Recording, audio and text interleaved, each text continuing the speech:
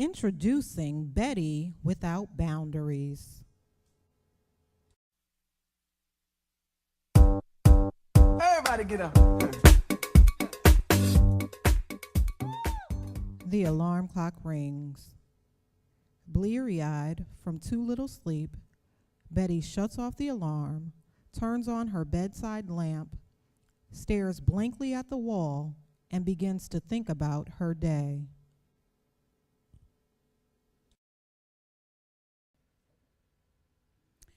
Why am I dreading this day? Oh, how could I forget? I have about an hour to bake 150 cookies for my grandson's summer camp. 3 hours to finish the Network of Sisters flyer for an 8 a.m. meeting. 9 hours before that dreaded conversation with Mark, my 25-year-old son who isn't even close to trying to move out of this house. And if I don't put my foot down today, I can only imagine the argument Mark and I will have when I get home tonight. Well, no time to worry about tonight. I got enough troubles to keep me busy all day long.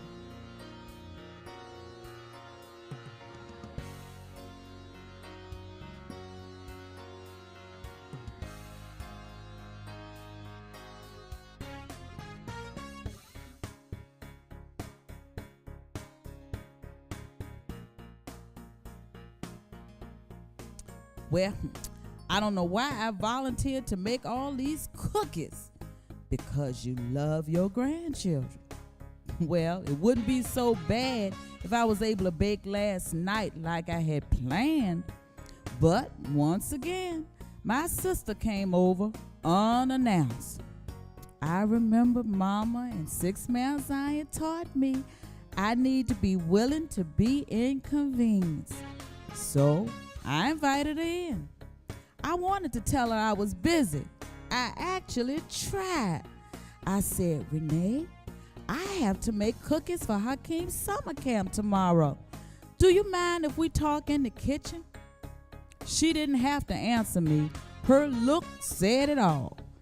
I know Renee's been having a hard time, so how insensitive of me to try to kill two birds with one stone. I joined her on the couch and told myself I could start baking early in the morning. But the truth is, by the time Renee left, I felt absolutely crazy. But I justified it to myself. At least I've helped make Renee's day a little brighter.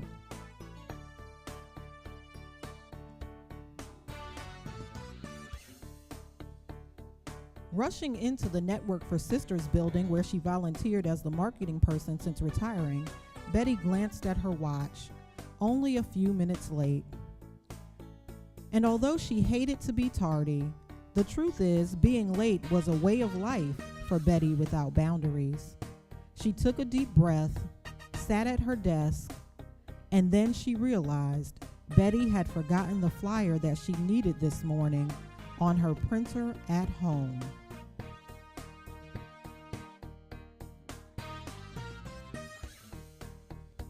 The rest of Betty's morning proceeded fairly well. She was actually pretty productive. The only hitch came just before lunch when she got an unexpected phone call.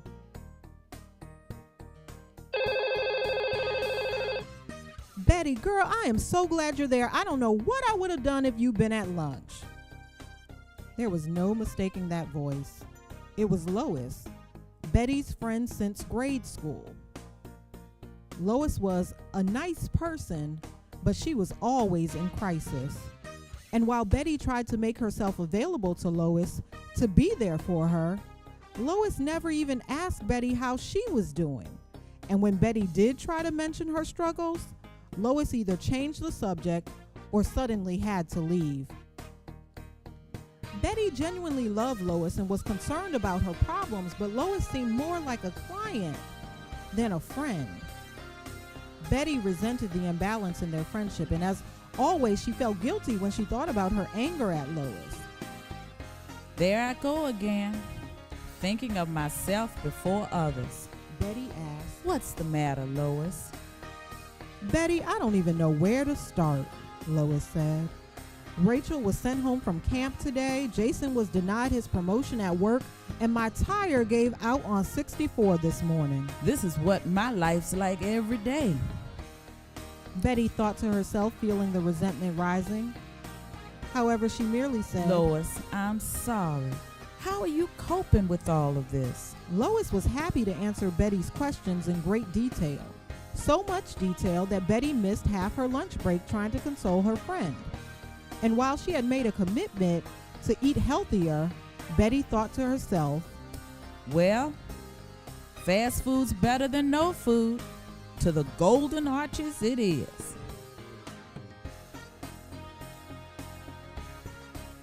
Betty's afternoon passed uneventfully, but she wished there were a few hours left before she had to meet Mark Jr., or MJ for short. MJ was a good boy who turned into a pretty good man, but Mark Sr. and Betty had excitedly waited years to enjoy an empty nest. But Mark Jr. never decided to fly. He'd gone to 3 schools, didn't finish any of them, hadn't kept a job longer than 3 months, and still depended upon his parents for everything. Here I am, getting resentful again. Lord, help me to love my child and provide for my child the way you love and provide for me. The meeting with MJ wasn't as bad as expected or as good as Betty had hoped. Needless to say, MJ wouldn't be making a move for at least 6 months.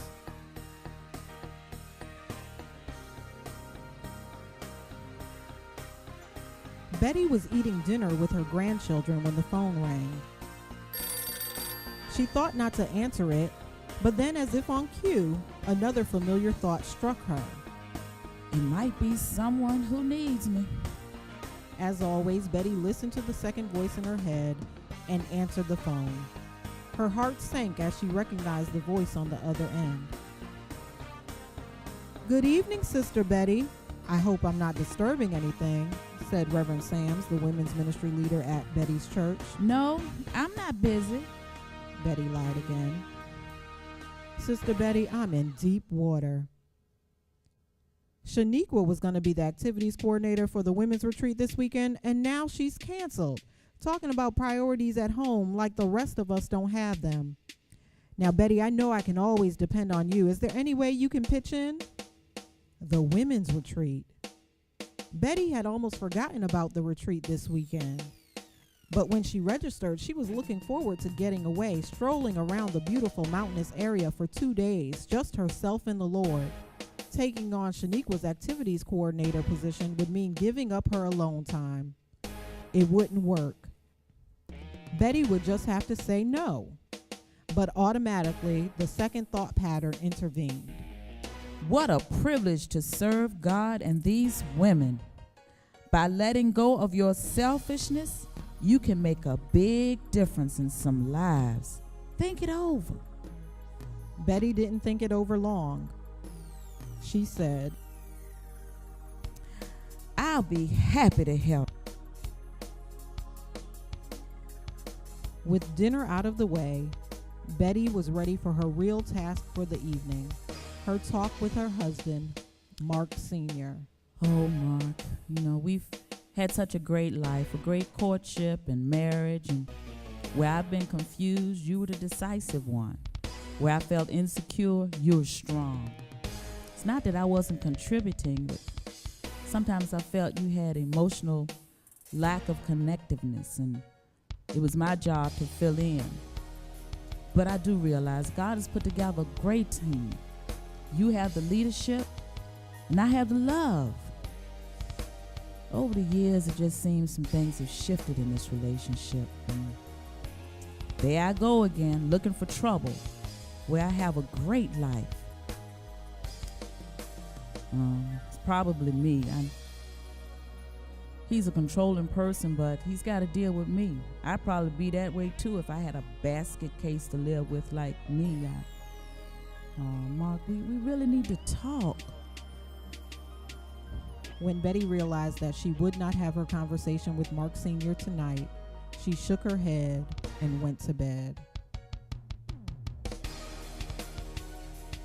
Lying in bed, Betty couldn't tell which was greater, her loneliness or her exhaustion.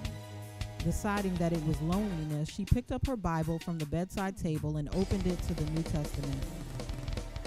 Give me something to hope for, Lord, please. She prayed silently. Her eyes fell to the words of Christ in Matthew 5:3-5. Blessed are the poor in spirit, for theirs is the kingdom of heaven. Blessed are those who mourn, for they will be comforted. Blessed are the meek, for they will inherit the earth. But Lord, I already feel like that. I feel poor in spirit. I mourn over my life, my marriage, my children. I try to be gentle, but I just feel run over all the time. Where is your promise? Where is your hope? Where are you?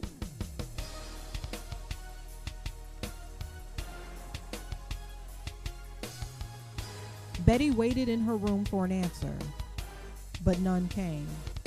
The only sound she heard was the quiet pit-pat of tears running from her cheeks. But what Betty did not know is that God was about to show her that she needed some boundaries.